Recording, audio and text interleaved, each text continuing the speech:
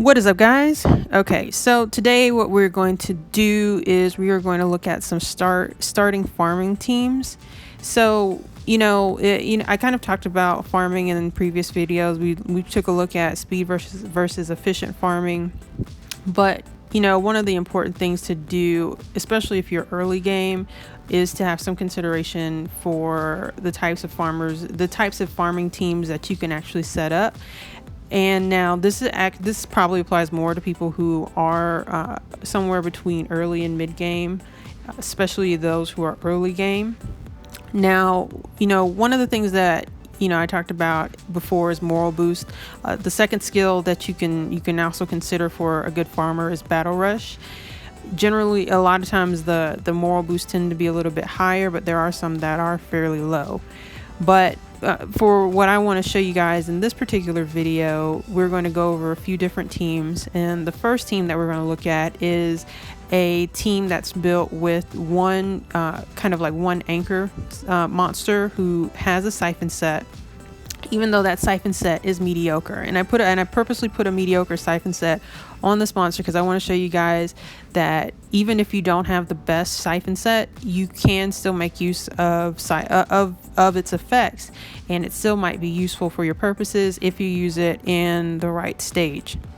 Now, the monster I chose to put the mediocre siphon set on is the Light Sierra. First of all, she is available right now, and definitely, guys, make sure you get the clues to do your Lupin dungeons so that you can summon her. I think she's available some other way, maybe through a package or something, or if you've been playing long enough, you might have one sitting in your box somewhere. But one of the things that she's good for, and you might want to look for in your first farmer, is that she has a guaranteed SP game.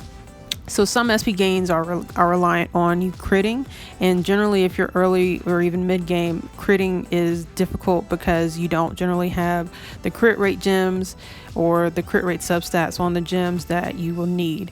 And now generally a really good siphon set is going to be, for a siphon farmer, is going to consist of a lot of damage. So something like crit attack.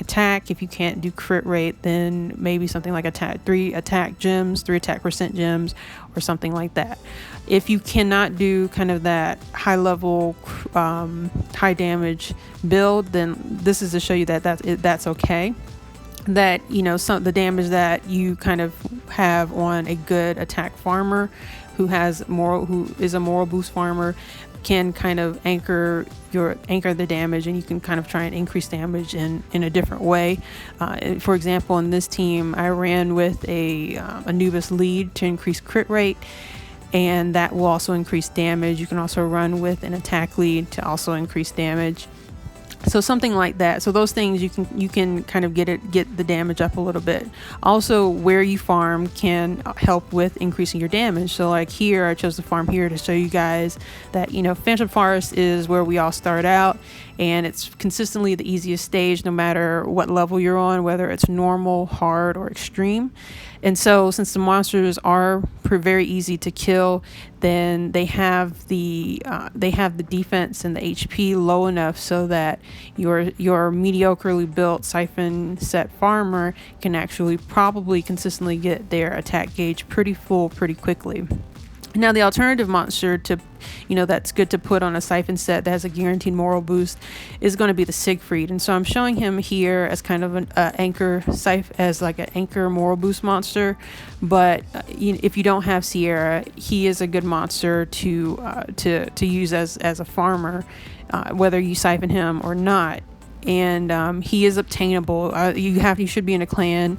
You should do your battles consistently so that you can earn enough points so you can summon the Siegfried, and then you kind of hope RNG goes your way and you can get your fire one. And I would suggest, guys, that if you want to build one, generally your attackers, you want to build attackers who have square gems. Usually you're pretty out of luck if you don't have a square gem. They have added a feature where you can choose your gem slot, but it is it is behind a paywall. So you have to consider that. And yeah, guys, so we are going to show this team, which has a mediocrely built Siphon monster and two moral boost monsters to kind of help make it up. Now, the moral boost monsters, I talked about this in a past video. I think it's the speed versus efficiency. These moral boost monsters, they not only help with clearing faster, but they also help with increasing your gold gain. And it generally has to do with the number of hits that they're able to achieve. But and I kind of showed the difference between a single target. But yeah, guys, so I'm going to, instead of running the Mona, even though the Mona can be used, I'm going to run a Banshee here. And part of that is because I want to show you guys, and I'll talk about this later too. The other thing I want to talk to you guys about is using elemental advantage to your advantage when you are farming. So one of the bad things about not having Siphon is that you're kind of reliant on single target, which is where you're kind of making up for with using moral boost monsters. You're kind of hoping that they will end up getting a full gauge by the time they hit either the second or third wave, and so that they can clear it on the first turn. And because that's pretty much what Siphon's doing. You're going into follow-up turns with the full gauge. They get their full gauge and then it refills, and you can go into the next turn with the full gauge, and that just kind of speeds up your runs. And so you can't rely on that if you are not using moral boost monsters, and so I'll kind of show that next. But you can still make use of the single target, you can make use of the elemental advantage AI, where monsters will want to target a monster that they have a strength against. So like here, we're using the Fire Siegfried, and the Fire Siegfried is going to want to go after a wood monster, so the wood slime, or a wood the wood squirreless, and he can one-shot both of those. And since he can one-shot both of those, that means that monster won't be there to mess up our AI in the second turn. So if you have like 3 monsters that are left after your monster's attack, then that increases the probability that maybe they all attack one monster and you go into a third turn. And the more turns you're taking, the longer your runs are and the less efficient your farming is. Because you really want to try and strike this balance between speed and efficiency. So here what I'm showing is making use of a group moral booster. So I just chose a low level Light Tina. Now I picked the one that has a variant skill here, but it's really not needed. None of these slimes or the squirreless can actually kill one of my main farmers. So I just kind of use that because it makes me feel better to see a variant there. But yeah, guys, so the runs here are slightly slower, but that's partially probably because I am using a really low level Light Tina. If she was higher, it would probably be much faster. It would probably be a little bit faster than the time you see here. And also, no matter what you do, there is some RNG involved in your time, so your times are not always going to be exactly the same 100% of the time. But yeah, guys, so that was a group moral booster, and you can run something like that. Next, what I kind of want to show you guys is what I was talking about, where we kind of take out we take out our Siphon farmer. And so this guy, so in this case, I'm going to put in a dark Mona, and what she will end up doing is, she's strong enough to clear waves. And while I don't suggest early players use a crit rate moral boost, if that's all you have, then there's nothing wrong with using one. But I have mine built so that she will fairly consistently get it off. She's not at 100%, but she'll get her moral boost at enough of the time, but then also have 2 other moral boost monsters to make up for it if she does not. But yeah, guys, so as you guys can see, we're going into these runs, and at least one of the moral boosters has their waves full, and then they can kind of go into the next run where another one has its gauge full, and they can consistently clear things without having to go into a second turn and making things longer. So You guys can see the time here. We are consistently under a minute, so I think we're consistently doing pretty good.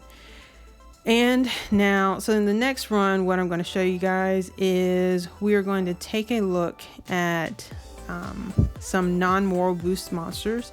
We're still going to use the elemental advantage to our advantage, and this way we are guaranteed to take out at least 2 of the monsters.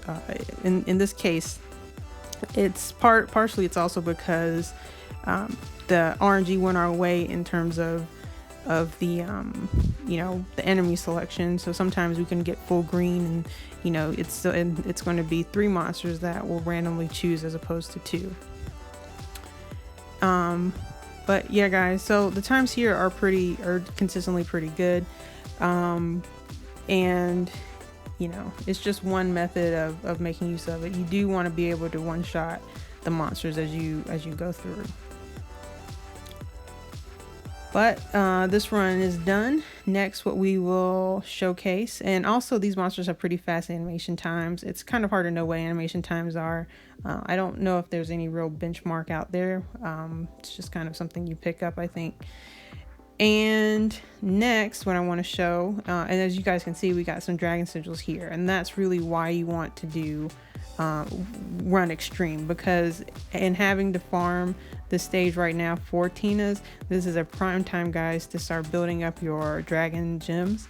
Hopefully get you a siphon set so that your future exotic capture events will be faster and easier. And so what I'm going to show now is going to be a fully neutral team. So this is without making use, does not make use of the elemental advantage to ensure that we definitively take out 2 monsters if the elements are kind of fall in line with what we expect. And I will say that I was slightly impressed because the AI is a little bit different than what I remember. So when I first started playing the game, I made use of the method that I talked to you about, where I would choose the elemental advantage, to attack, to make sure I took out 2 monsters on the team, and I wouldn't be left with 3, and the option of maybe having like having 1 monster left and actually having to clear a round in over 3 turns. But the AI does seem to have improved, because as you guys can see, they pretty consistently attack and take out 2 monsters. And I kind of talked about gold gain in the past video, so I'm not going to talk about that. Just check out the other farming video if you're curious as to another reason why you might want to pick moral boost and siphon over this kind of single target, because as you guys can see, the single target monsters are pretty fast. They are consistently under a minute, although very much closer to a minute than our moral boost farmers. And what you really want to do, guys, is you want to get your times down, because faster times means you have more runs, which means you have more chances of encountering your exotic monster, in this case Tina. And yeah, guys, so that's all I have for today. Hopefully that helped you guys plan out or adjust your teams. So yeah, guys, just to summarize, you do want to try and one-shot the monsters if you can. If you can't, then that's okay. 3rd and 4th continent can get kind of beefy sometimes. And make sure you use your moral boost monsters. Generally, they tend to be better for farming.